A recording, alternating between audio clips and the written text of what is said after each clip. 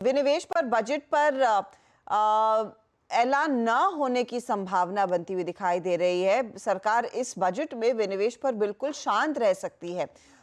विनिवेश का लक्ष्य रोड मैप आने की संभावना कम ही दिख रही है। शायद वैल्यू अनलॉकिंग पर ज्यादा फोकस रहता हुआ दिखाई देगा। ये आपके सामने एक्सक्लूसिव फ्लैशेस आना शुरू हो चुके हैं कि विनिवेश पर ऐलान नहीं होगा, ऐसी संभावना है। और साथ ही साथ सरकार का फोकस शायद ज़्यादा वैल्यू अनलॉकिंग पर रहेगा, लेकिन वैल्यू अनलॉकिंग आई थिंक विनिवेश के जरिए ही आती है। लक्ष्मण हमारे साथ है। लक्ष्मण, वैल्यू अनलॉकिंग नॉर्मली जब आप कहें, जब कोई स्टेक ऑफलोड करता है तो वैल्यू अनलॉकिंग आती है, और स्टेक ऑफलोड अगर सरकारी कंपनी करेगी तो वो विनिवेश होगा। पर आप कह रहे हैं कि विनिवेश पर ऐलान नहीं होगा, तो शायद टारगेट्स नहीं दे रहे हैं लेकिन वर्क इन प्रोग्रेस होगा। क्या मैं ऐसे समझूं? देखिए, अगर बिल्कुल इसको घुमा फिरा कर नहीं कहना हो, घुमा फिरा कर नहीं समझना है, तो एक लाइन में ये समझिए कि विनिवेश नहीं होगा। दरअसल सरकार बदलते राजनीतिक हालात में अपने अप्रोच को भी बदला है और विनिवेश के मोर्चे पर बिल्कुल एक तरीके से कहें रुक जाना चाहती है, लेकिन इसका औपचारिक ऐलान नहीं करना चाहती है। अब इस अपने पॉलिसी को, जिसको आपको याद है कोविड के समय में पब्लिक सेक्टर एंटरप्राइजेस पॉलिसी ऐलान किया गया था, उसमें विनिवेश के लिए कहा गया था जहां जहां सरकार को काम नहीं करना है, जो नॉन स्ट्रेटेजिक सेक्टर है, उस सेक्टर की सरकारी कंपनियों को बेच दिया जाएगा, हिस्सेदारी बेच दी जाएगी। लेकिन सरकार ने कदम भी बढ़ाया, लेकिन अब बदले राजनीतिक माहौल में सरकार को लगता है कि ऐसा करना जोखिम भरा होगा, क्योंकि इससे अच्छी छवि नहीं जा रही है। तो मुझे जो सूत्र बता रहे हैं कि बजट में इसको लेकर के एक संकेत आपको मिल जाएगा। संकेत इस तरीके से मिलेगा कि विनिवेश का कोई लक्ष्य नहीं रखा जाएगा और विनिवेश के मोर्चे पर कुछ नहीं बोला जाएगा। सरकारी कंपनियों के लिए एक बात जरूर कही जाएगी, क्योंकि ये आरोप सरकार पर लगता है कि आपने सरकारी कंपनियों को बेच दिया या बेच रहे हैं। तो इस आरोप को धूमिल करने के लिए सरकार ये पर्सपेक्टिव बनाएगी कि हम सरकारी कंपनियों को बेचने की बात नहीं कर रहे हैं, हम सरकारी कंपनियों को वैल्यू अनलॉकिंग की बात कर रहे हैं।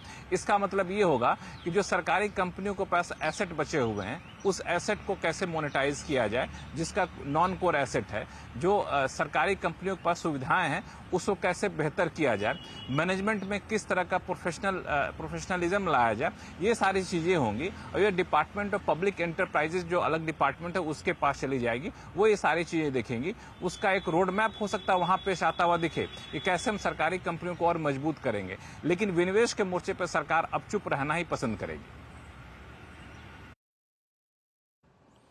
ओके, ठीक है। ये आई थिंक लक्ष्मण जी, इसमें कोई दुराय नहीं है कि जो अब आई थिंक राजनीतिक इक्वेशन है उसमें शायद यही एक रीजनेबल रास्ता है कि कुछ ऐसे ज्वलनशील मुद्दों को छेड़ा ही ना जाए जिस पे खामखा बात बिगड़े। बट जिस पे बात आगे जा चुकी थी, रोड शोज तक आ चुकी थी, मतलब अल्टीमेटली मैं प्रश्न पूछूं तो कौन कौन सी कंपनियों पे प्रभाव पड़ेगा इसका? विनिवेश के लिए कोई रकम तय ना करना, कोई टारगेट ना रखना, एकदम मौन साध लेना, सेटबैक किन कंपनियों के लिए होगा ये? देखिए, सबसे पहले नजर टिकी रहेगी वो है आपको आईडीबीआई बैंक को लेकर के, क्योंकि आईडीबीआई बैंक पे बात काफी आगे तक पहुंच चुकी है। उनके दिलचस्पी दिखाने वालों के नाम रिजर्व बैंक के पास जा चुके हैं। रिजर्व बैंक से अभी फिट एंड प्रॉपर क्राइटेरिया की लिस्ट आनी है और फिर उस पर सरकार क्या करेगी, क्योंकि आईडीबीआई बैंक तकनीकी तौर पर सरकारी कंपनी नहीं मान के चल रहे हैं हम लोग, तो वहां पे सरकार आगे बढ़ना चाहेगी बीच का रास्ता निकाल करके। तो आईडीबीआई बैंक पर मुझे बहुत ज्यादा रुकावट नहीं दिख रही है। रुकावट जो दिखने को मिलेगी वो आपको shipping corporation of India, shipping corporation of India में भी यहाँ सरकार कुछ हद तक आगे बढ़ चुकी थी, फाइनेंशियल बिड लाने की बातचीत चल रही थी, तो शायद वहां पे रुकावट दिखे। सबसे बिल्कुल यूटर्न आपको आता हुआ दिख सकता है container corporation of India. Concor का विनिवेश सरकार आगे बढ़ने गई थी, बीच में उसके बिड को कैंसिल कर दिया गया था, अब जाके दोबारा बातचीत चल रही थी रेल मंत्रालय से। तो मुझे लगता है कंटेनर कॉर्पोरेशन ऑफ इंडिया ठंडे बस्ते में चला जाएगा। तीसरी कंपनी है बीएमएल, जिसके लैंड एसेट को भी हमने अलग सब्सिडी के तौर पर लिस्ट करा लिया है। तो बीएमएल में सरकार क्या करेगी वो भी देखने वाली बात होगी। वहां भी हो सकता है कि सरकार थोड़ा ठंडा रुख दिखाए। तो ये जो सरकारी कंपनियां जो पाइपलाइन में थी, जो थोड़े से एडवांस स्टेज में नहीं थी, वो तो शायद मुझे लगता है ठंडे बस्ते में होगा। लेकिन जो चीज लगभग तय है वो ये है कि अब कोई नई पाइपलाइन बनती हुई आपको नहीं दिखेगी आने वाले कुछ सालों तक। लक्ष्मण जी, बहुत बहुत शुक्रिया। आई थिंक बजट में एक बहुत महत्वपूर्ण धड़ा ये भी होता है कि सरकार विनिवेश के लिए कितना लक्ष्य तय करती है, कौन कौन सी कंपनियां होंगी। तो आपको इस लिंक के जरिए, इस आई थिंक गुफ्तगू के जरिए, बातचीत के जरिए तो मालूम चल गया होगा कि वो अंश शायद इस बजट स्पीच में ना हो, और कंपनी को तो खैर जो लक्ष्मण जी ने ब्यौरा पेश किया, इन पे जिन पे कदम काफ़ी बढ़ चुके थे, इनके लिए एक सेटबैक है। इनका विनिवेश अब शायद ना हो। मौजूदा राजनीतिक